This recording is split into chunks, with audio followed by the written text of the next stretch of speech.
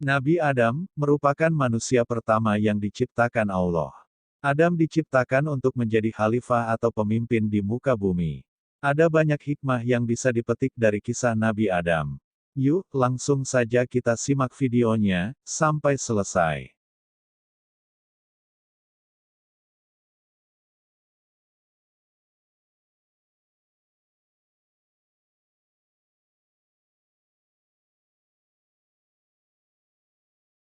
Suatu ketika Allah Subhanahu wa Ta'ala memberitakan kepada para malaikat bahwa Ia akan menciptakan makhluk dari bangsa manusia. Makhluk ini diciptakan dari tanah di bumi yang nantinya juga akan menjadi khilafah di bumi. Kisah ini terdapat dalam surat Al-Baqarah ayat 30. Ingatlah ketika Tuhanmu berfirman kepada malaikat, sesungguhnya aku hendak menjadikan seorang khalifah di muka bumi. Terjemahan surat Al-Baqarah ayat 30. Allah pun memerintahkan para malaikat untuk mengambil tanah di muka bumi. Malaikat Israel berhasil menjalankan tugas dari Allah untuk mengambil saripati tanah di bumi. Allah lalu menciptakan manusia sebagai makhluk yang paling sempurna. Manusia diberi akal, tubuh, dan jiwa. Allah melengkapi ciptaan itu dengan meniupkan ruh Nabi Adam. Saat ruh di mulut, Adam bersin sambil mengucapkan Alhamdulillah, segala puji bagi Allah. Itulah ucapan pertama dari seorang Adam, manusia pertama di saga.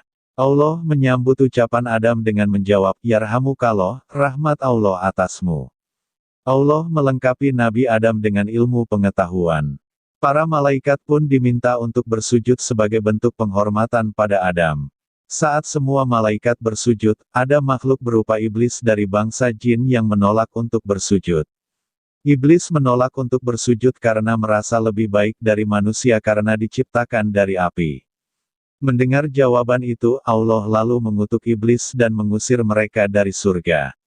Nabi Adam pun berdiam dan hidup di surga selama beberapa waktu. Suatu ketika Adam merasa kesepian dan Allah pun menciptakan Hawa untuk menemani Adam. Adam pun menikahi Hawa dan mengizinkan mereka berdua tinggal di surga dengan syarat tidak mendekati pohon khuldi. Bertahun-tahun Adam dan Hawa mematuhi aturan itu hingga setan perlahan terus mencoba merayu mereka dengan tipu daya. Tipu daya berhasil, Nabi Adam lalu memetik buah pohon tersebut dan memakannya bersama Hawa. Namun, setelah itu Adam dan Hawa langsung dihinggapi rasa bersalah dan aurat mereka tiba-tiba terbuka.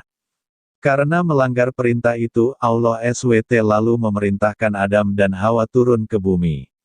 Adam dan Hawa diturunkan di tempat yang berbeda. Selama 40 tahun mereka saling mencari dan bertemu di Padang Arafah atau Jabal Rahmah, bukit yang penuh kasih sayang. Saat turun di bumi, Adam meratapi kesalahannya. Adam dan Hawa memohon ampun kepada Allah dengan bertobat. Bumi yang berbeda dibandingkan surga membuat Adam dan Hawa banyak belajar dari berbagai tantangan dan kesulitan. Mulai dari bercocok tanam, beternak, dan melindungi tubuh dari berbagai cuaca.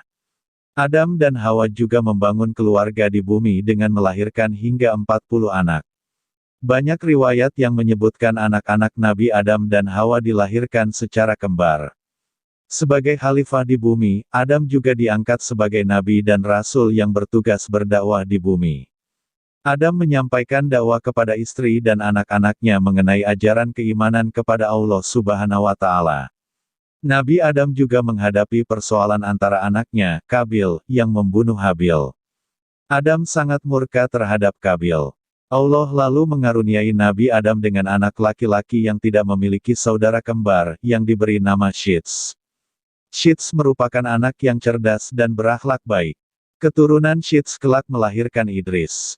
Nabi Adam lalu jatuh sakit saat berusia 960 tahun dan berwasiat kepada Syits untuk meneruskan dakwah. Malaikat lalu mencabut nyawa Adam, memandikannya, mengafani, menyalatkan, dan menguburkannya.